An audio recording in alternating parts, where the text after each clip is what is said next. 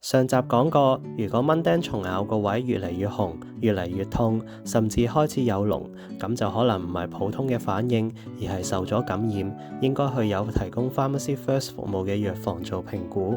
但係如果你只係普通紅、腫、痕，好多時未必係感染，身體出現痕癢反應，其實都幾常見，亦都係正常嘅。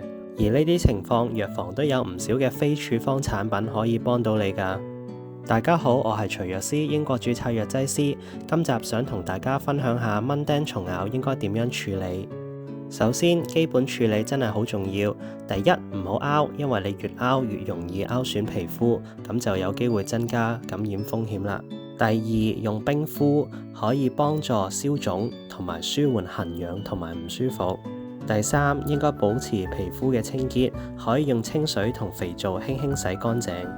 蚊叮真係特別容易痕，好多人都會忍唔住拗，但係一旦拗到損咗，細菌就好容易入到去，所以第一步真係要盡量忍住啊！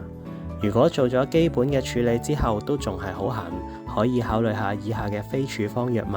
第一類外用止痕產品，例如係 Hydrocortisone Cream， 呢個係輕度嘅類固醇藥膏，可以幫助消炎、止痕同止腫，一般適合10歲或以上嘅人士使用，通常係搽喺蚊叮蟲咬嘅位置，最多1個星期。另外有 Anti-SAM Cream， 呢類係外用嘅抗敏止痕膏，佢唔係類固醇，適合一啲唔想用類固醇產品嘅人。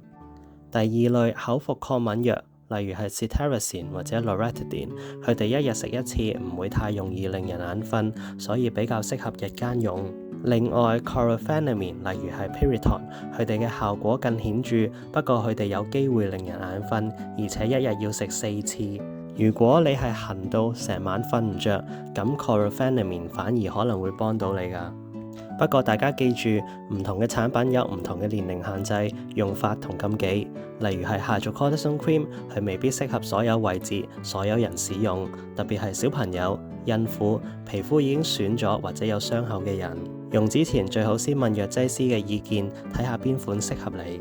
最後再提多次，如果你本身以為只係普通嘅蚊叮蟲咬，但係之後出現以下嘅情況，例如係紅腫範圍越嚟越大，開始有膿，越嚟越痛、發燒或者覺得唔舒服，咁就可能已經唔係普通嘅反應，而係受感染蚊叮蟲咬。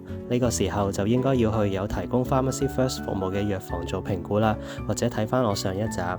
你想我下一集講咩主題呢？留言話我知。本影片只作醫療科普資訊，不構成個人醫療建議。如果想睇更多關於英國醫療同用藥資訊，記得 Like、Share、Subscribe。我 YouTube Channel 上亦都有完整嘅播放清單。有問題或者有想我拍嘅題目，留言話我知，我會盡量解答同安排。我係徐藥師，我哋下次再見。